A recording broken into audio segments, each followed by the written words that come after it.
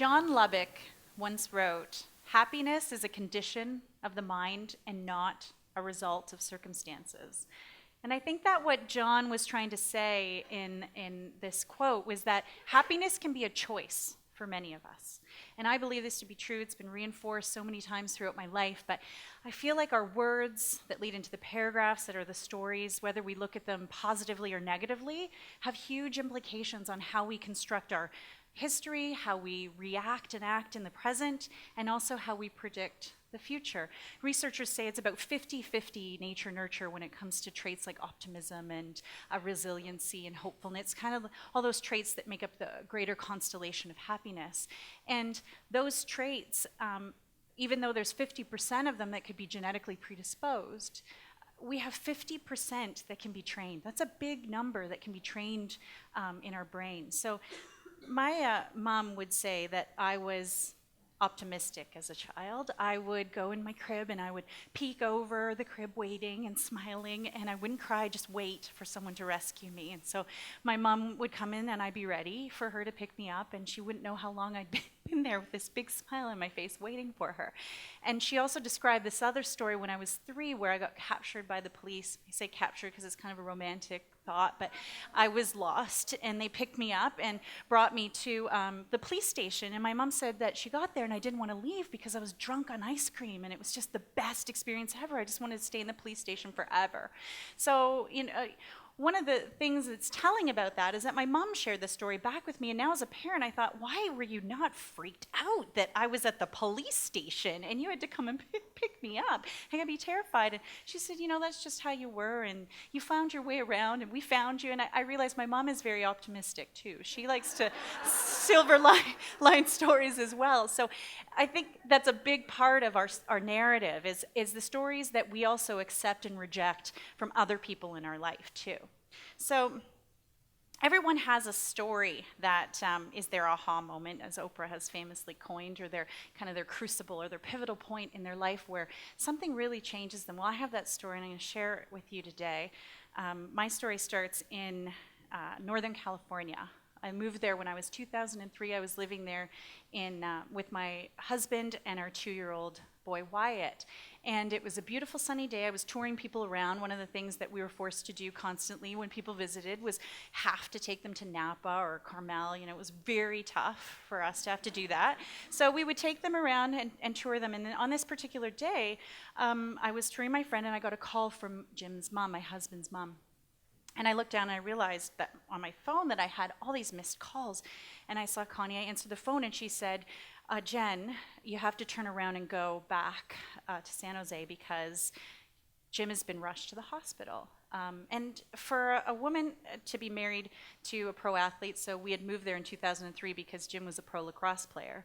So as an athlete and married to an athlete, they're fiercely competitive. Jim had been in and out of the hospital many times throughout the course of our relationship. He had nose surgery, shoulder surgery, and multiple concussions, and 11 broken noses, and he was always in the hospital. So I was alarmed, but I wasn't shocked like most wives would be.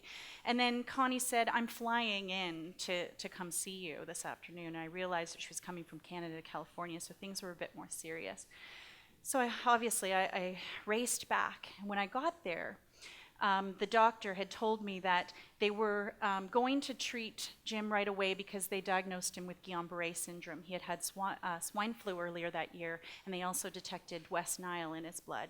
So they said, we're going to treat him with an immune reboot, essentially.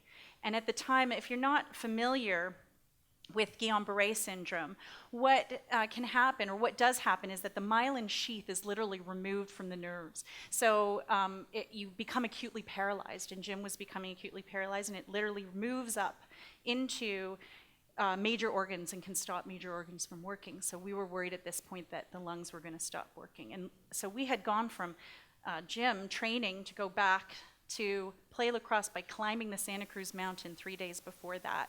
He had won a gold medal for Canada, and now he was going to at least become paralyzed, and he might die.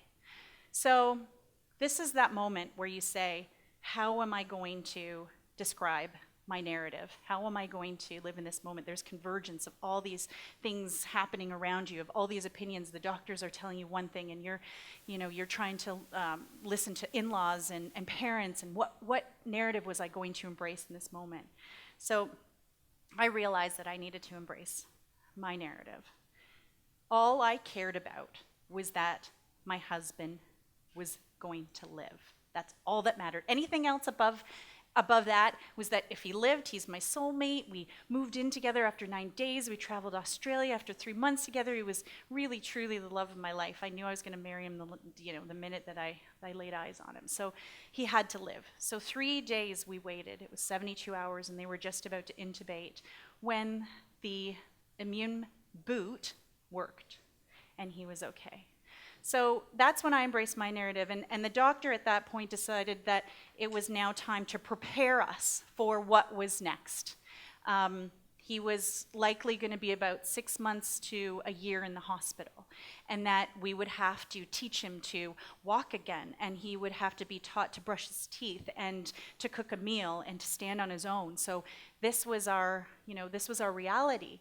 But for me, because my narrative, and I embraced my narrative, embraced my story, that it was life, that's all that mattered. That's all I kept saying. It doesn't matter. And I haven't shared this with you yet, but I was 8 months pregnant at the time. So all I wanted was for him to be able, whether he was in the hospital or not, at least to be part of our child's life. So that was all that mattered. So that's what we kept telling each other. So I would say these things. I'd go to see him in the hospital as he relearned to brush his teeth, and I'd write down my gratitude every day. Jim will relearn to brush his teeth, and maybe he'll walk 5 steps tomorrow. I'm hopeful. That was what I would say. I'm hopeful. And then, I visited Jim today, and I was really feeling sorry for myself. All I wanted was to lie on the couch and be fed bonbons and be pregnant and, huge, and just feel sorry for myself, but I didn't. I decided, I am going to hold it back and be positive because I need to do that for Jim. I am resilient. We'll all be stronger for this, is what I said. We'll be like shiny pennies. It's going to be so damn great after this. And that's what I would say to myself. And I want to be clear here. I had days where I would go home at night and I would feel really bad and I would cry, and it wasn't like I just put this, fake, this pretend these pretend thoughts in my head, but I just had to keep saying this over and over, embracing the narrative and knowing that it was what was required for us to get through what we had to go through. So we smiled. This is Jim and my son Wyatt, and we smiled. There's this, the cool part about smiling is that you have to force yourself to do it sometimes. You have to just smile in the moment. And we had a 2-year-old boy that required us to smile. He needed to know that it was safe and things were okay. And sometimes you just have to force yourself as a parent to do that. So we would smile. And I would come home at night and I would hold him and I would say, Daddy and I had the best day at the hospital. He got all this extra butterscotch pudding, and the nurses were so nice to him, and that was great. And sometimes just looking down at him and noticing that was enough to get him to sleep and to calm his worries was enough for me to feel like there was control in kind of all the chaos. So Amy Cuddy, we've been talking about these power poses today, but she has this great talk about, and many of you are probably familiar with it, but this whole idea of fake it until you make it and then fake it till you become it. So our smiles were literally making us fake it until we became that smile. And there's a really cool thing that happens in the brain. There's this feedback loop that goes into your brain that hits the joy regions. So it's kind of cart before the horse. You smile and you're joyful, or you're joyful and you smile. It's just, you just have to keep that moving until eventually you fake it until you become it, until that smile becomes who you are. And we were feeling results and we were feeling better. So what we did was we decided to, living in California, to move back to Canada. Not only was there really great healthcare in Canada, a lot cheaper, we also had all of our support systems there. So our support was there to help us, and that's what we needed to be successful.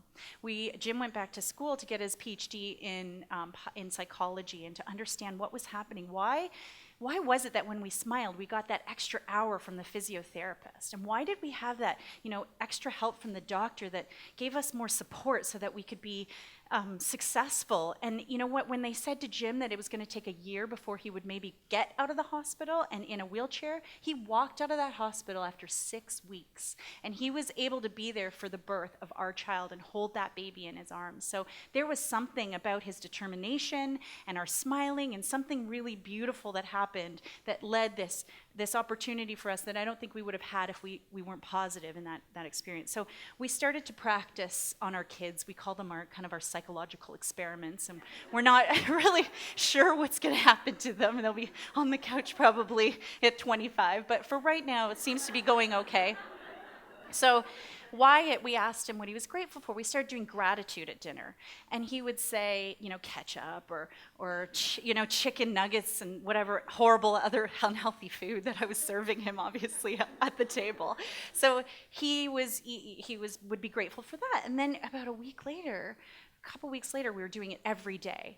And he started to say things like, oh, this kid that hugged me at school, and I was special me today. And then I also got to be asked to play with my cousin playing soccer, and it was so cool. And he's going on and on and on. And Terry Fox, because he cares about cancer and curing cancer. And he just had all these things that he rhymed off. And we realized as we were learning kind of the psychological science part of it is that he was becoming more fluent in gratitude. So a language, he was actually not just being neutral to the things that were happening. Things weren't just passing him by in the day, or things weren't actually being negative. So even further, worse than that, they weren't negative, but he was actually cataloging things that were positive. So he was looking for them because he knew he had to report back to us at dinner time.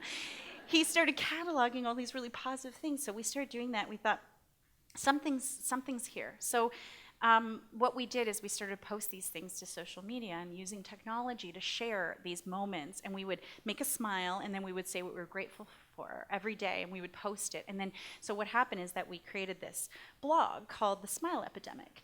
And because smiles are contagious, so we spread the smile epidemic. And what was amazing was people smiled back, because that's what you do when you mirror. And social media, it still happens too. It's not just us smiling with each other here. It actually happens in social. And so what we had 140 countries mapped out across the globe, 1,000 cities of people where they were participating, thousands of people participating and saying, we're rooting for you. We think things are wonderful here too. I want to share my gratitude with you. And some of the things were amazing, like no more chemo. And people were sharing very, very beautiful things with us. Like the one 9-year-old child said, had a post that said, overcoming cancer. So there's the most amazing things that happen in these environments where it's fun too. I mean, it's sharks and, silly stuff. And we took it into the workplace, and people started getting together at work, and you'd see, a developer writing teddy bears, and you'd have all different kinds of really bacon. Bacon, I have to tell you, the funniest thing about bacon is that it's up there with friends and family. Bacon. It's so weird, but bacon is just, everyone loves bacon. So we got a lot of that, and what's been so powerful is from the technology, we've been able to pull a lot of this, data from people and be able to actually understand what makes people happy, what is resonant with people. And when we created this technology to bring it into the workplace, we're able to try to think, making work and making life better for people in the workplace. So what we're trying to do with the technology by reinforcing it and creating these kind of neural desire paths in the brain that are no longer focused on the negative but focused on the positive, we're trying to turn the trait of happiness into a state of happiness. So instead of just feeling like we can be happy in moments, we're actually trying to make it so that our fundamental way of living through life is happy, and that bad stuff is still going to happen, and we're still going to have down days, and we're still going to have those moments like I had with my husband where he almost died, but we got through it. And it's because we have worked out that psychological muscle, and that is to train our brain to be more optimistic. So I'm going to leave you with this. Take a chance. Take a risk. Be the elephant. I want you to go back and catalog every single day when you have a chance. think about it, tweet it, post it to Facebook, write it down, take a photo, share it to Instagram, but spend the next 14, 30 days just doing this activity of retraining your brain, creating a desire path of positivity in your brain, and see what happens. See what happens if you notice a difference. I'm sure all of you are already very positive people. You're already here. You care about learning, but just try this activity. And I want to say thank you so much for allowing me to be part of your narrative today. I am so grateful for all of you. Thank you very much.